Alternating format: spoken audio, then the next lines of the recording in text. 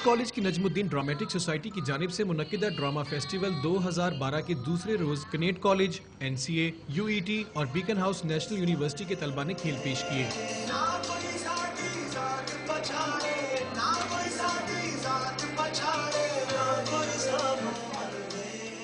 Festival کے دوسرے روز شائقین نے پیش کیے جانے والے ڈراموں کو دلچسپی سے دیکھا، تاہم نیشنل کالج آف آرٹس کی جانب سے پیش کیے جانے والے مائم کو حاضرین سے خصوصی داد وصول ہوئی۔